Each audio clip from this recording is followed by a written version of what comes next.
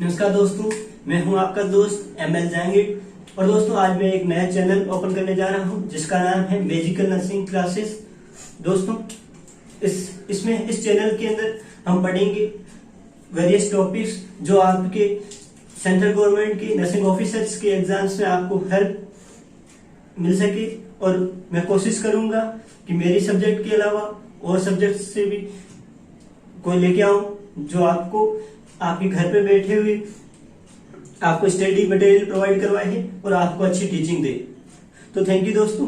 मेरा सब्जेक्ट है वो है साइकेट्री और मैं आज स्टार्ट करने जा रहा हूँ उसका जनरल इंट्रोडक्शन और रिलेटेड टू साइकेट्री कुछ टर्म्स वगैरह। तो दोस्तों, स्टार्ट करते हैं। सब्जेक्ट वो है साइकेट्री।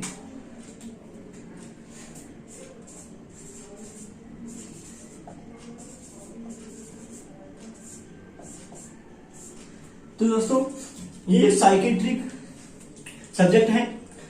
इसको आल्सो बोलते हैं मेंटल हेल्थ नर्सिंग। और ये दोस्तों एक वर्ड है साइकेट्री। ये वर्ड एक ग्रीक वर्ड से लिया गया है। साइकेट्री एक ग्रीक वर्ड है और ये वर्ड एक जर्मन साइकोलॉजिस्ट ने दिया था या जर्मन साइकेट्रिस्ट ने दिया था जिसका नाम था Johann Christian Reil. John C Reil पूरा नाम था जोहन क्रिश्चियन रेल। ये था जर्मन का साइकोलॉजिस्ट। तो दोस्तों, इसने ये वर्ड दिया था और इसने ये बताया था कि जो साइकेट्री वर्ड है ये दो वर्ड से मिलके बना है। पहला आता है साइक और दूसरा होता है आयाट्रिक। तो ये दो वर्ड से मिलके बना होता है। पहला वर्ड साइक और दूसरा वर्ड होता है आयाट्रोस।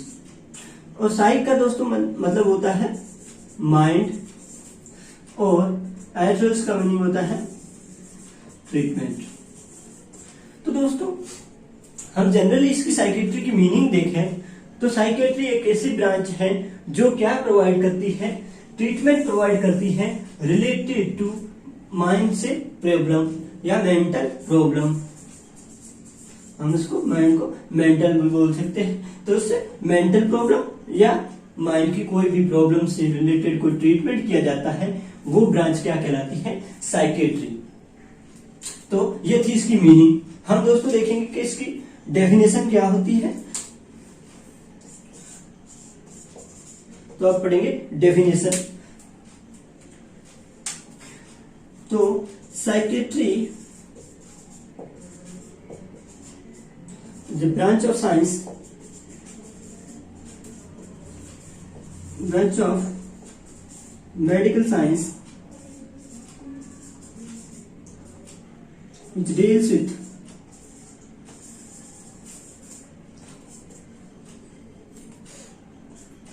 prevention,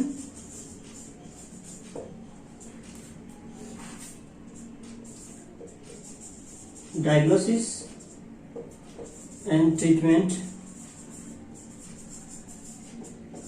of mental illness।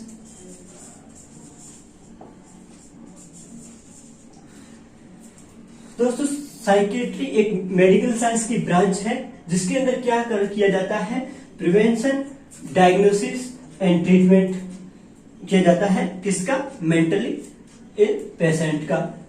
ये तीनों प्रोसेस मिलके कहलाती है साइकेट्री।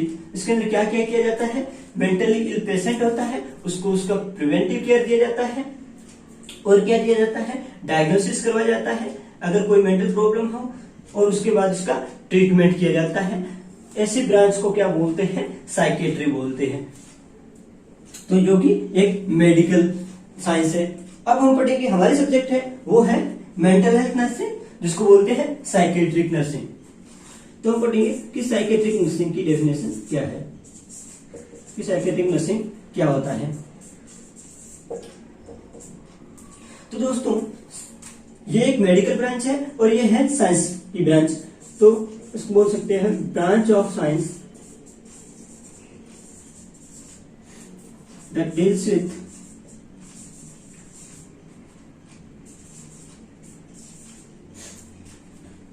नर्सिंग केयर, और नर्सिंग केयर जो कि होता है like preventive, promotive, curative and rehabilitative.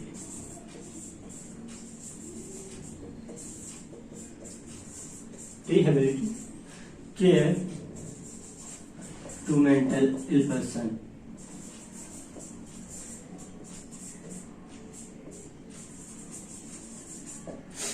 तो नर्सिंग, साइकेट्रिक नर्सिंग क्या प्रोवाइड करवाती है? एक नर्सिंग केयर प्रोवाइड करती है, जो केयर कैसी हो? Which is preventive, promotive, curative और रिहेबिलिटेटिव केयर। और ये केयर किसको प्रोवाइड करती है? मेंटल इल पर्सन को। अब देखते हैं कि कैसा केयर होता है। प्रिवेंटिव, प्रिवेंटिव का मतलब किसी डिसीज को प्रिवेंट करने से, डिसीज को होने से पहले जो केयर दिया जाता है, उसके रिस्क फैक्टर को हटाने के लिए जो केयर दिया जाता है, उसको क्या बोलते हैं? Preventive care. और दूसरा क्या करते हैं? अगर रिस्क फैक्टर प्रेजेंट है और उसको हटाना है, तब जो केयर दिया जाता है वो होता है प्रमोटिव। जैसे हम प्रॉब्लम देखते हैं ओबेसिटी की, जो मोस्टली कॉमन होती है। तो इसमें क्या करते हैं? इसमें लोग क्या करते हैं, जब खाना खाते हैं तो उसके जस्ट बाद सो जाते हैं, या ऐसे बैठ के कुछ शोज वगैरह, टीवीज वगैरह देखते रहते हैं। तो उसके अंदर क्या होता है? ओबेसिटी के चांसेस बढ़ते हैं। तो इस ओबेसिटी के चांसेस को कम करने के लिए हम उसको क्या एडवाइस करेंगे? हम उसको एडवाइस करेंगे कि खाने के जस्ट बाद कभी बैठना नहीं है या सोना नहीं है। तो उसको बोलना है कि आप खाने के बाद क्या करो? वॉकिंग करो, जो कि आती है आपके प्रमोटिव केयर में, उसको हेल्थ को इंप्रूव करती है और ओबेसिटी को डिक्रीज करती है। तो वो होता है प्रमोटिव केयर। दूसरा होता है क्यूरेटिव। अब डिसीज हो गया है तो उसको ट्रीटमेंट देते हैं, वो ट्रीटमेंट आता है आपकी क्यूरेटिव केयर के अंदर। और चौथा आता है रिहेबिलिटेटिव केयर। तो इसके अंदर क्या किया जाता है? पेशेंट को ट्रीटमेंट के बाद जब पेशेंट क्यूर हो जाता है तो उसको मेंटल स्टेबल करने के लिए, मेंटली हेल्दी करने के लिए जो केयर दिया जाता है, जिसमें इमोशनल होता है या साइकोलॉजिकल सपोर्ट दिया जाता है पेशेंट को मेंटली हेल्दी रहने के लिए, वो केयर क्या कहलाती है?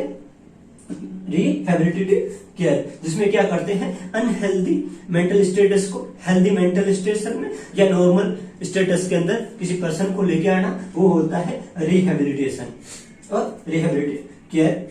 ये केयर किसको देते हैं? मेंटली इल पर्सन को केयर दिया जाता है। तो ये है साइकेट्रिक नर्सिंग। साइकेट्रिक नर्सिंग एक ऐसी नर्सिंग की ब्रांच जिसके अंदर preventive, promotive, curative and rehabilitative care दिया जाता है मेंटली इल पेशेंट को। ये जो चार केयर है, इस चार केयर को हम कंबाइनली बोल सकते हैं कि ये, इसको कंबाइनली बोलते हैं कॉम्प्रिहेंसिव केयर। कैसा केयर? कॉम्प्रिहेंसिव।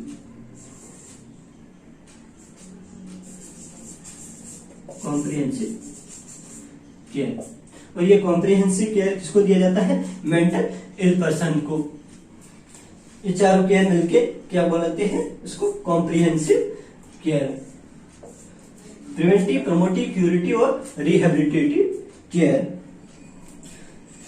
तो ये केयर कहलाता है कॉम्प्रिहेंसिव। तो अब दोस्तों देखेंगे कि मेंटल इलनेस क्या होता है। इधर बोला है कि मेंटल इलनेस, किसको ट्रीटमेंट दे रहे हैं? किसका ट्रीटमेंट दे रहे हैं? मेंटल इलनेस का। तो हमें दूसरे साइकेट्री को जनरल इंट्रोडक्शन स्टार्ट करने से पहले ये वर्ड पढ़ना जरूरी है कि मेंटल इलनेस होता क्या है।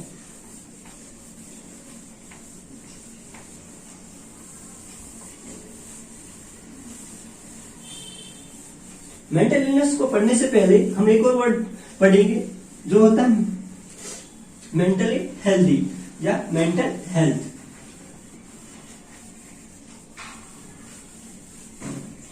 जो कि जस्ट अपोजिट होता है मेंटल इलनेस के। तो पहला वर्ड क्या देखेंगे हम? Mental health.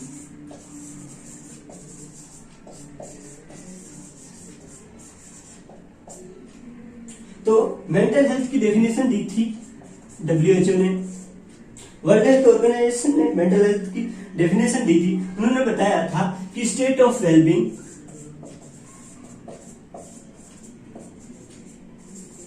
state of well-being in which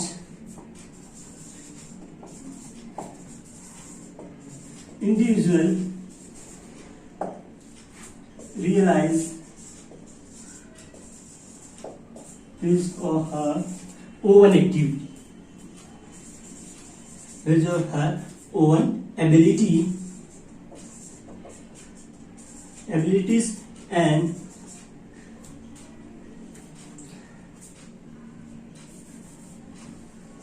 can cope up with normal stresses of life and can work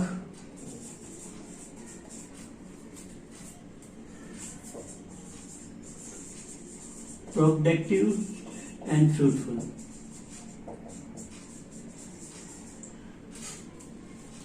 And can able to make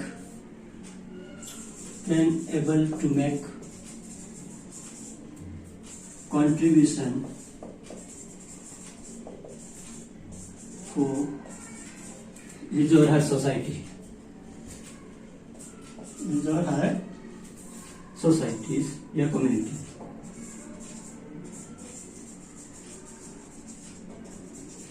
तो ये WHO ने बताया कि state of wellbeing in which individual realize his और her own abilities and can cope up with mental stress, जो normal daily life में stress होता है उससे, and can work productive and fruitful and can able to make contribution for his और her society. इसका मतलब ये होता है कि मेंटल हेल्थ क्या है, ये मेंटली हेल्दी पर्सन किसको बोलेंगे, मेंटली हेल्दी किसको बोलेंगे. तो डब्ल्यू ने जो बताया कि ऐसा पर्सन जो अपनी खुद की जो एबिलिटी है उसको क्या करता हो, रियलाइज करता हो, अपनी खुद की एबिलिटी को रियलाइज करता हो, और जो नॉर्मल स्ट्रेस होते हैं लाइफ के, जितने भी normal day to day life में जितने भी नॉर्मल स्ट्रेसेस आती हैं उन स्ट्रेसेस से सोल्व आउट करने की कोशिश करे, या उसके अंदर कॉप अप करने की कोशिश करे, या उसको फाइट आउट करके उस प्रॉब्लम को सोल्व करवाए.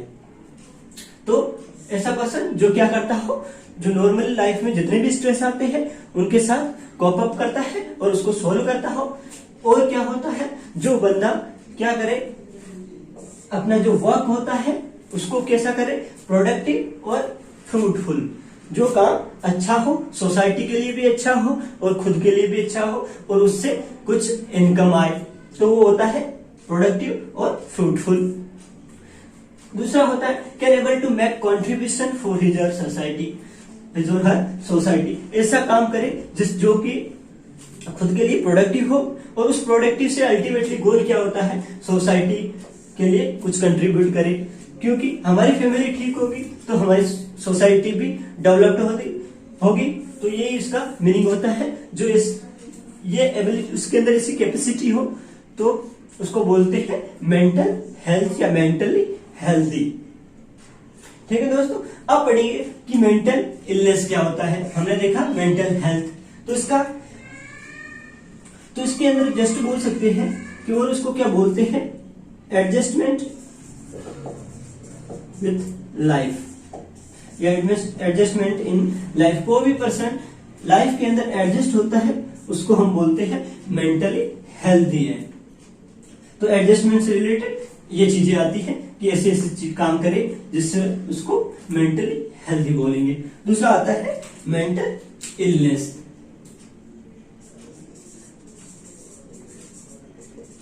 मेंटल इलनेस तो उसका हमने देख दिया जनरल मीनिंग के एडजस्टमेंट विथ लाइफ या एडजस्टमेंट इन लाइफ, और इसका ये होता है अपोजिट. तो उसको क्या बोल सकते हैं हम, माल adjustment. Maladjustment in life known as mental illness. कोई भी पर्सन जो अपनी लाइफ के साथ एडजस्ट नहीं हो पाता उसको बोलते हैं मेंटल इलनेस या मेंटली इल. और उसको क्या बोल सकते हैं कि डिस्टर्बेंस इन डिस्टर्बेंस या डिफिकल्टी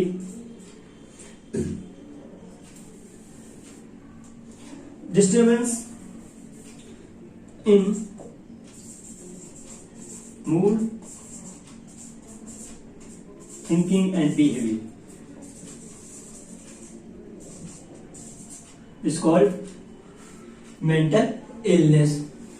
मेंटल इलनेस को जनरली हम ऐसे बोल सकते हैं मेंटल हेल्थ डिसऑर्डर, तो दोनों सेम होते हैं। मेंटल इलनेस और मेंटल हेल्थ डिसऑर्डर दोनों सेम होते हैं। तो इस मेंटल इलनेस किसको बोलेंगे, जिसके अंदर किसके अंदर इन तीनों चीज के अंदर क्या होता है, अगर कोई डिस्टर्बेंस आए तो उसको बोलेंगे हम mental illness. Disturbance in mood, thinking and behaviour is called mental illness.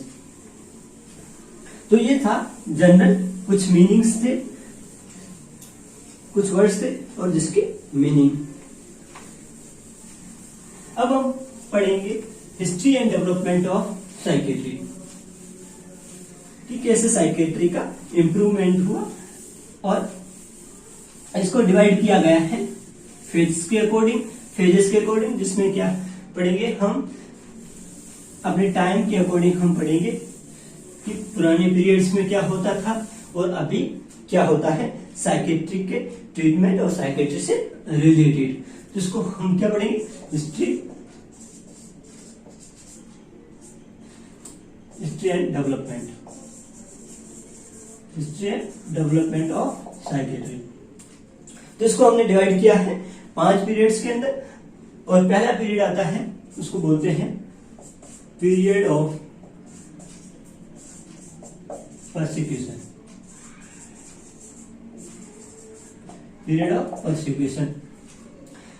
अब इस पीरियड के दौरान क्या हुआ, इसमें पहला वर्ड दिया हुआ है पीरियड ऑफ परसिक्यूशन।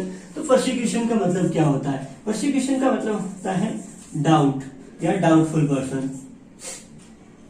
तो परसिक्यूशन का मतलब होता है डाउटफुल या डाउट। तो इसके अंदर क्या हुआ दोस्तों, इस पीरियड के दौरान लोग ऐसा डाउट करते थे, लोगों का ऐसा मानना था कि इस पीरियड में जो भी साइकेट्रिक इलनेस होती थी उसके लिए जो रेस्पॉन्सिबल होता था वो होता था ब्लैक मैजिक, या उसको बोलते हैं ब्लैक स्पिरिट। मेंटल इलनेस के लिए कौन सा रेस्पॉन्सिबल था, black spirit. Black spirit is responsible for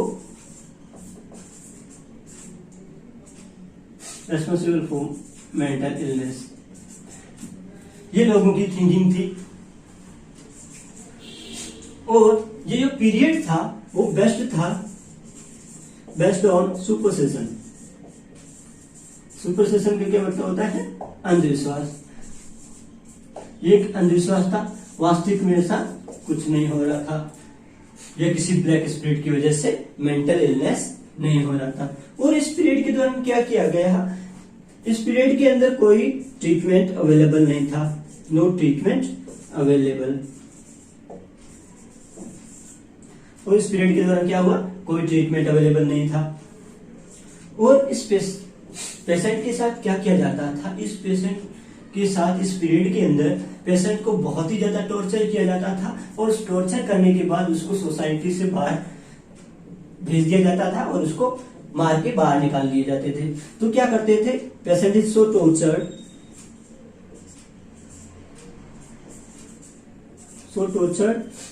और क्या किया था, थ्रू आउट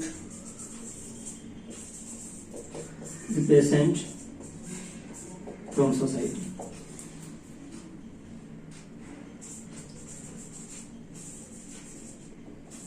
वो सोसाइटी से क्या कर देते थे, बाहर फेंक दिए जाते थे। ये नॉर्मल इसके कैरेक्टरिस्टिक्स है कि ये सुपरसेशन के बेस्ट पे था पीरियड, और इसमें यही इनका अंधविश्वास था कि ब्लैक स्पिरिट होता है वो इसके लिए मेंटल इलनेस के लिए रेस्पॉन्सिबल होता है, और इस पीरियड के दौरान कोई ट्रीटमेंट नहीं था और उसको सोसाइटी से बाहर भेज दिया जाता था। तो ये इसकी क्वालिटीज है इस पीरियड के दौरान ये होता था। तो ये था आपका पहला पीरियड, जिसको बोलते हैं पीरियड ऑफ परसिक्यूशन। दूसरा पीरियड आता है, वो होता है पीरियड ऑफ सप्रेशन। इधर मीनिंग से पता चल रहा है कि इसको सेपरेट किया जाता था। अब सेपरेट किया जाता तो कहां पे रखा जाता था? सेपरेट करके एक हॉस्पिटल में रखा जाता था उस पेशेंट को, या एक रूम में रखा जाता था जिसको बोलते थे असाइलम। असाइलम क्या है? एक ऐसा रूम जहां पर मेंटली इल पेशेंट को रखा जाता हो और उसको बोलते हैं असाइलम। ये असाइलम फर्स्ट इंग्लैंड में बना था। कहां पे बना था? इंग्लैंड के अंदर। और उस असाइलम का नाम था, जो पहला असाइलम बना था उसका नाम था बेथलम असाइलम। ये एक इंपॉर्टेंट क्वेश्चन है जो जनरल इंट्रोडक्शन से पूछा जाता है। इंपॉर्टेंट क्वेश्चन है। पहला असाइनमेंट कौन था? ये था फर्स्ट असाइलम, जो कि कहां से बना? इंग्लैंड के अंदर। यह भी एक इंपॉर्टेंट है, कहां पे बना? इंग्लैंड में। और पहला असाइलम कौन सा था? बेथलम असाइलम था। ठीक है, तो इंट्रोडक्शन से यहां से क्वेश्चन उठने स्टार्ट हो जाते हैं। तो ये था। इसके अंदर और क्या क्या होता था? कोई ट्रीटमेंट अवेलेबल नहीं था, नो ट्रीटमेंट अवेलेबल। और इस पीरियड के दौरान क्या होता था?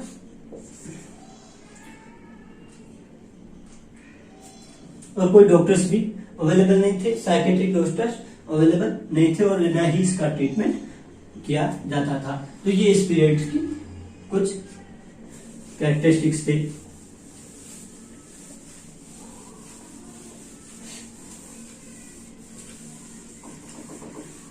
तीसरा जो पीरियड आता है उस पीरियड को बोलते हैं पीरियड ऑफ ह्यूमैनिटेरियन।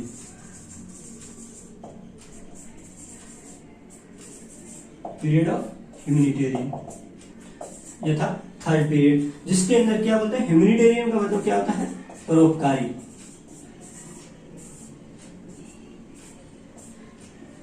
परोपकारी मतलब दूसरों के उपकार करना, दूसरों की भलाई करना। तो इस पीरियड में दूसरों की भलाई क्या थी?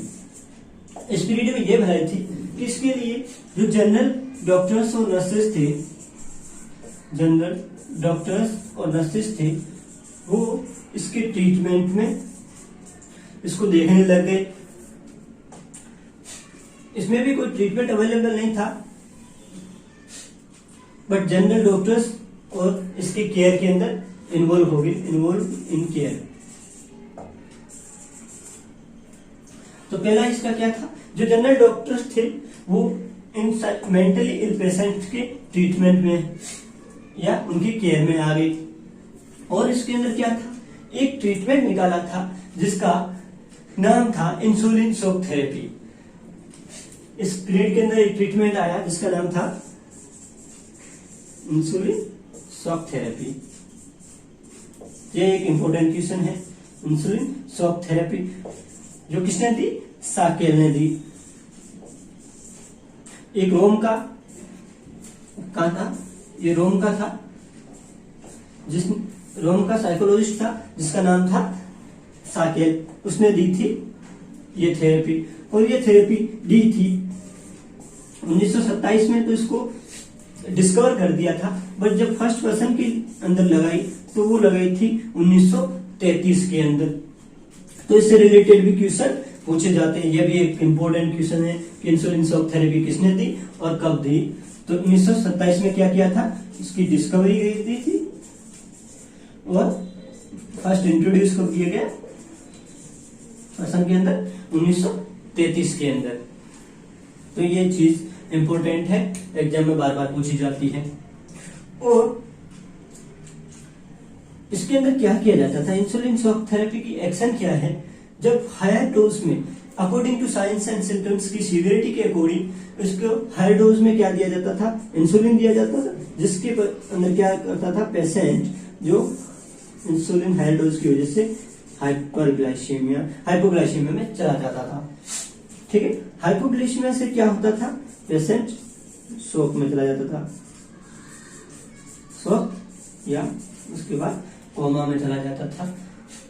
तो यहाँ पे कोमा में जाने के बाद क्या होता था, उसको मेंटल स्टेटस के अंदर या माइंड के अंदर उसको रिलैक्सेशन मिलता था माइंड को, और वहां पे क्या होता था, ऐसा माना जाता है कि जो न्यूरोट्रांसमीटर्स होते हैं उनका बैलेंस होता था इस थेरेपी के अकॉर्डिंग।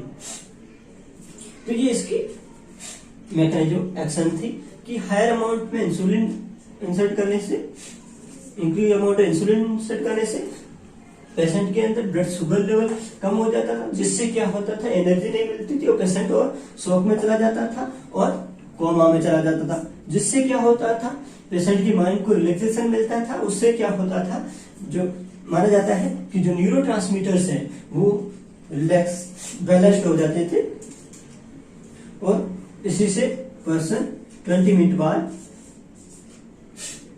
हेल्दी लाइफ में आ जाता था। बट इसके कॉम्प्लिकेशन ज्यादा होने के कारण 1950 और 60 के अराउंड इसको बैन कर दिया गया। बैंड इन 1950 और 60 के इन बिटवीन इसको बैन कर दिया गया। तो ये थेरेपी भी ज्यादा चली नहीं बिकॉज ऑफ मोर कॉम्प्लिकेशन। ये था पीरियड ऑफ ह्यूमैनिटेरियन। और इसके अंदर क्या किया गया, जो असाइलम थे उसके नंबर भी बढ़ा दिए गए, increase the number of asylum. क्या क्या, उसके नंबर को बढ़ा दिए। तो ये आपके पीरियड था, पीरियड ऑफ ह्यूमैनिटेरियन, जिसके अंदर पहला ट्रीटमेंट आया जिसको बोलते हैं insulin shock therapy.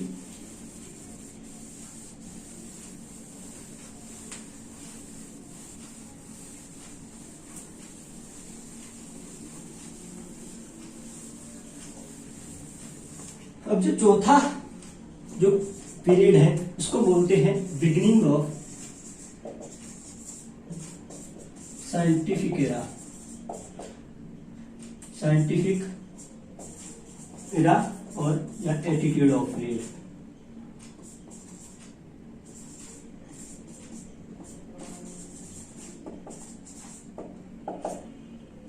Scientific attitude of period, ये था आपके चौथा पीरियड। इस पीरियड के अंदर क्या हुआ, साइंटिफिक एटीट्यूड ऑफ एरा, जिसके अंदर प्रैक्टिकल बेस्ड ऐसी ट्रीटमेंट लाई गई जो कि प्रैक्टिकल बेस्ड थी।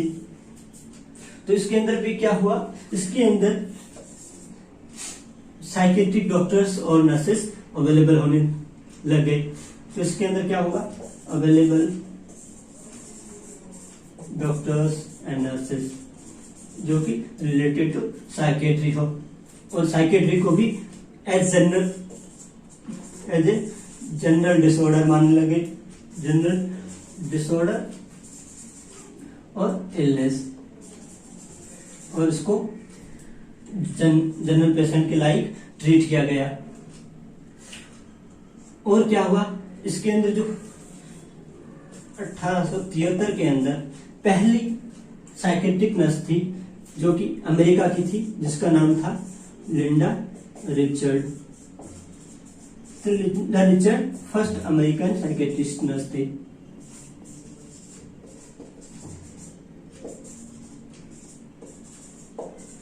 American psychiatric nurse. तो वो इस पीरियड के दौरान कब आए, 1873 में। नाम था लिंडा रिचर्ड, कहाँ की थी, अमेरिका की फर्स्ट साइकेट्रिक नर्सिंग। ये है अमेरिका की first psychiatric nurse Linda Richard. इसके ऊपर भी क्वेश्चन पूछे जाते हैं कि अमेरिका की फर्स्ट साइकेट्रिक नर्स कौन थी, लिंडा रिचर्ड थी, जिसने की थी 1873 के अंदर नर्सिंग कंप्लीट की थी। और इसके अंदर ट्रीटमेंट अवेलेबल था, डॉक्टर्स इसको जनरल डिसऑर्डर के जैसे लेने लगे।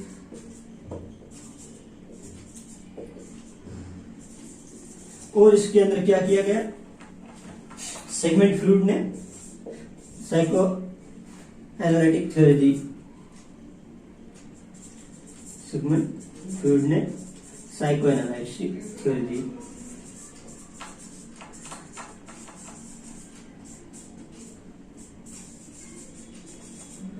और क्या किया गया 1946 के अंदर वेस्टर्न कंट्रियों के अंदर हॉस्पिटल्स ओपन की गई। वेस्टर्न कंट्री में साइकेट्रिक हॉस्पिटल ओपन हुई।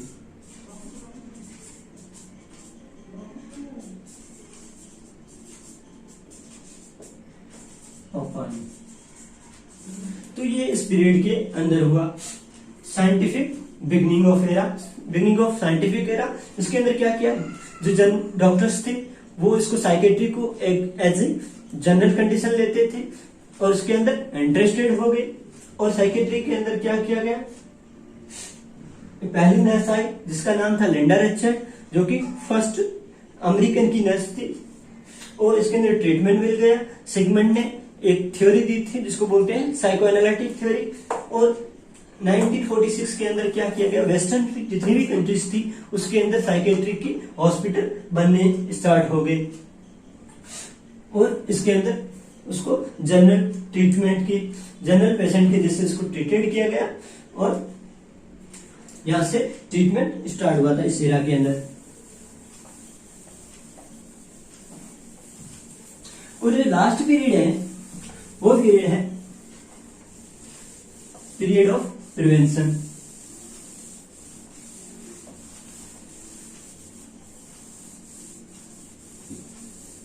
पांचवा पीरियड कौन सा है, period of prevention.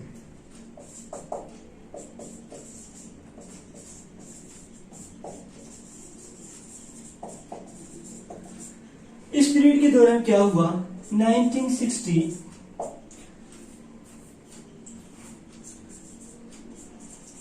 World health year celebrate किया गया।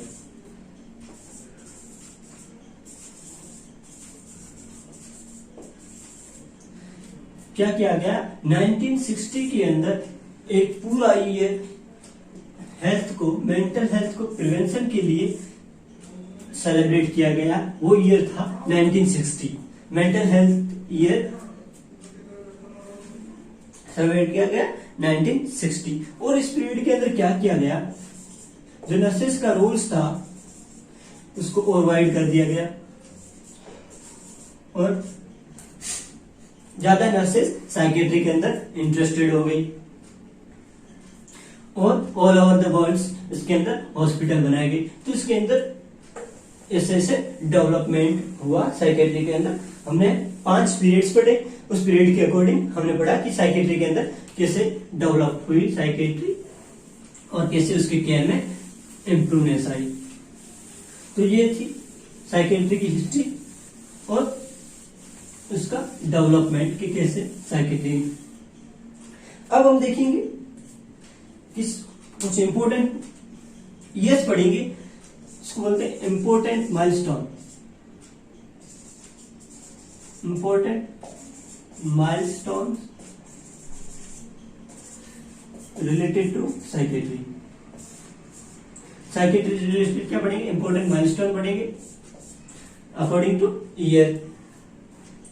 तो हम ईयर के पहला आता है 1773, जो यूनाइटेड किंगडम के अंदर फर्स्ट हॉस्पिटल ओपन हुई थी, फर्स्ट साइकेट्रिक हॉस्पिटल।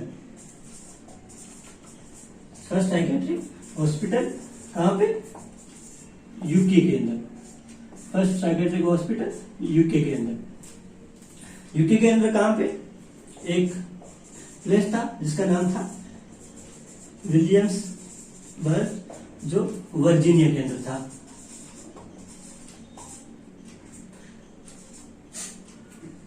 कौन सी कंट्री में, यूके में हुआ था।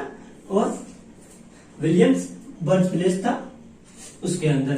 तो ये 1773। और इसके बाद आई थी, इसके 100 ईयर बाद आई थी 1873 के अंदर आई थी लिंडा रिचर्ड, जो हम पढ़ चुके हैं,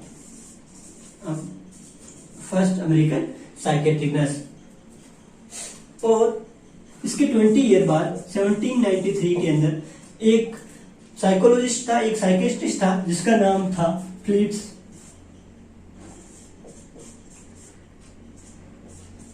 पेनल। फिलिप्स पेनल था जिसके अंदर क्या की थी, जो साइकेट्रिक पेशेंट थे उसके पहले क्या किया जाता, उनको बांध दिया जाता था, उसके पैर में बेड़ियां डाली दी जाती थी लोहे की, तो उसको बोलते हैं first revolution, treated as a first revolution. उसने क्या किया था, रिमूवल ऑफ चेन्स, इसने क्या निकाली, जो पैर में चेन्स थी उसको रिमूव किया, और जैसे ट्रीटेड एज फर्स्ट रेवोल्यूशन,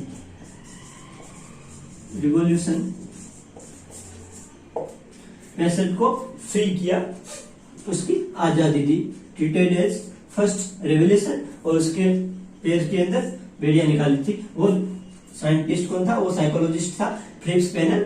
इनसे रिलेटेड बार बार क्वेश्चन पूछे जाते हैं, तो ये चीजें इंपॉर्टेंट हैं।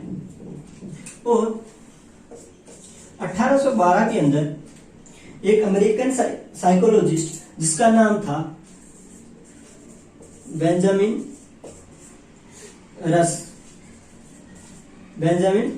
रस, जिसने क्या किया, फर्स्ट टेक्स्ट बुक लिखी, first text book of psychiatry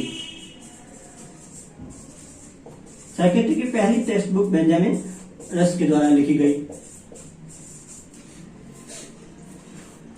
कौन था, बेंजामिन रस था, जिसने पहली बुक लिखी थी 1812 के अंदर साइकेट्री की। बाद में इसको बोला गया फादर ऑफ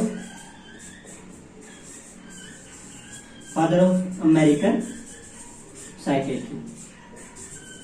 तो अमेरिकन साइकेट्री का इसको फादर बना दिया गया।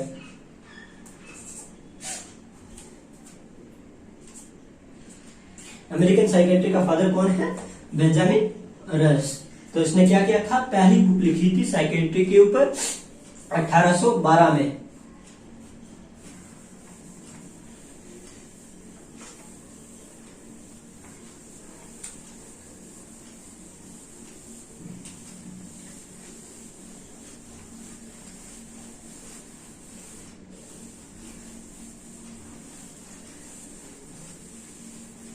तो ये चीजें इंपॉर्टेंट है, ये यस इंपॉर्टेंट है, इसमें इससे रिलेटेड बार बार पूछा जाता है। दूसरा आता है 1912 में। 1912 में क्या हुआ था, एक साइकोलॉजिस्ट था यूजन ब्यूलर, जिसने वर्ड दिया था सिजोफ्रेनिया। यह पूछा जाता है कि सिजोफ्रेनिया वर्ड किसने दिया, यूजन ब्यूलर ने दिया था। और कब दिया था, 1912 के अंदर। 1812 की बुक के 100 ईयर बाद दिया था यूजन ब्यूलर ने सिजोफ्रेनिया वर्ड। और पहले इसको क्या बोला जाता था, डिमेंशिया प्रिकॉक्स। यह भी वर्ड बार बार पूछा जाता है। बिफोर क्या बोलते थे, डिमेंशिया प्रिकॉक्स बोलते थे, और उसके बाद सिजोफ्रेनिया दिया यूजन ब्यूलर। डिमेंशिया प्रिकॉक्स किसने दिया था, एम.आई. क्रिपलिन। एम.आई. क्रिपलिन एक साइकोलॉजिस्ट था, जिसने साइकेट्रिस्ट था, जिसने डिमेंशिया प्रिकॉक्स वर्ड दिया था, और सिजोफ्रेनिया दिया यूजन ब्यूलर में। ये बहुत ही ज्यादा इंपॉर्टेंट है, इसको बार बार एग्जाम में पूछा जाता है कि सिजोफ्रेनिया वर्ड को पहले क्या बोला जाता था, डिमेंशिया प्रिकॉक्स, और किसने दिया था, एम.आई. क्रिपलिन ने। और सिजोफ्रेनिया जो वर्ड है वो दिया था यूजन ब्यूलर ने। तो ये चीजें बहुत ही ज्यादा इंपॉर्टेंट है, जो साइकेट्री में मोस्टली ये पूछा जाता है इंट्रोडक्शन से रिलेटेड। और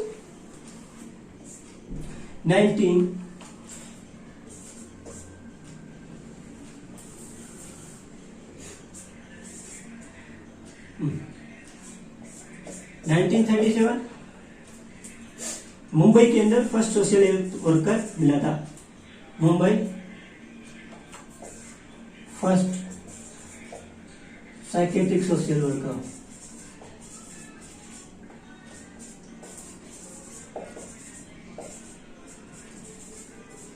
first psychiatric social worker available था मुंबई के अंदर, वो था 1937।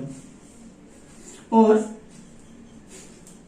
इसके 1 ईयर बाद 1938 में ईसीटी की खोज हुई, ईसीटी डिस्कवर हुई। ईसीटी क्या है, इलेक्ट्रोकन्वल्सिव थेरेपी। और ईसीटी को डेवलप किया ह्यूगो सर्लेटी एंड विनी ने। विनी और ह्यूगो सर्लेटी ने ईसीटी वर्ड दिया, यह भी इंपॉर्टेंट है। और 1949 मेनिया के लिए एक ड्रग बना जिसको बोलते हैं लिथियम। लिथियम थेरेपी कब दी गई? 1949 के अंदर। और इससे थोड़ी पहले 46 के अंदर क्या हुआ? निमांस ओपन हुई, जो कि बेंगलुरु के अंदर है, निमांस। और इसके साथ साथ एक कम्युनिटी की टॉपिक है जिसको बोलते हैं बोहर कम्युनिटी, वो भी इसी टाइम डेवलप हुई।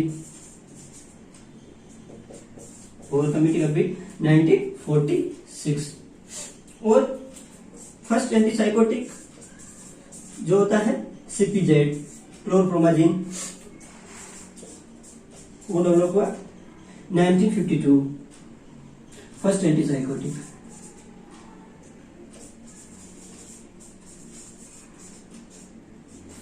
तो ये चीजें बहुत ही ज्यादा इंपॉर्टेंट है, एग्जाम में पूछी जाती है बार बार। तो 37 में मुंबई के अंदर फर्स्ट सोशल हेल्थ वर्कर मिला, 38 में ईसीटी आई, जिसको मोस्टली अभी सभी डिसीज में यूज किया जाता है। और 1927 के अंदर जो मैं पहले बता चुका हूं कि क्या आता था, इंसुलिन शॉक थेरेपी दी थी। इंसुलिन शॉक थेरेपी दी किसने दी? साकेल ने दी थी। ये 1927 में डिस्कवर्ड हुई थी और 1933 के अंदर इंट्रोड्यूस किया गया था इसको फर्स्ट पेशेंट के अंदर। तो ये चीजें बहुत ही ज्यादा इंपॉर्टेंट है, ये हम पढ़ रहे थे अराउंड द वर्ल्ड। अब पढ़ेंगे थोड़ा इंडिया के बारे में कि इंडिया के बारे में साइकेट्री से रिलेटेड क्या क्या माइलस्टोन है। तो अमेरिका का फादर है, वो कौन है? बेंजामिन रश, जिसने फर्स्ट बुक लिखी थी। और इंडिया में कौन है father? Father of psychiatry, father of psychiatry in India. India का कौन है फादर? तो उसका नाम था डॉक्टर विद्यासागर। डॉक्टर विद्यासागर को क्या बोला जाता है? इंडिया का फादर, इंडिया में फादर ऑफ साइकेट्री। ठीक है, फादर ऑफ साइकेट्री कौन था? डॉक्टर विद्यासागर। इंडिया में पहली हॉस्पिटल कब बनी? 1925 रिम्स बनी थी रांची की, Ranchi institute of mental science. 1925 RIMS, Ranchi, जो अभी है झारखंड के अंदर। और इंडिया के अंदर नर्सिंग कब आई? 1965 सेक्रेटरी आई थी नर्सिंग के अंदर, 65 में आई थी। बीएससी नर्सिंग के अंदर, बीएससी नर्सिंग के अंदर क्या किया था? साइकेट्री को इन्वॉल्व किया गया था। साइकेट्री इन बीएससी नर्सिंग में कब आई थी? 1965। और इसके 10 ईयर बाद 75 में आई थी एमएससी नर्सिंग के अंदर, साइकेट्री को इन्वॉल्व कर दिया था। और इसके 11 ईयर बाद आई थी जीएनएम के अंदर। तो ये साइकेट्री का डेवलपमेंट है इंडिया के अंदर। पहले रिम्स बनी थी 1925 के अंदर। और इंडिया का फादर कौन है? इंडिया के साइकेट्रिस्ट फादर कौन है? डॉक्टर विद्यासागर। और 65 में बीएससी नर्सिंग में साइकेट्री को इन्वॉल्व किया गया और 75 में एमएससी में और 86 के अंदर जीएनएम के अंदर साइकेट्री को ऐड कर दिया गया। तो ये दोस्तों था जनरल इंट्रोडक्शन, जिसमें माइलस्टोन से रिलेटेड कई बार क्वेश्चन पूछे जाते हैं और सम थेरेपीज थी उसके बारे में कई बार क्वेश्चन पूछे जाते हैं। दोस्तों ये था general introduction. Thank you, will see in next class.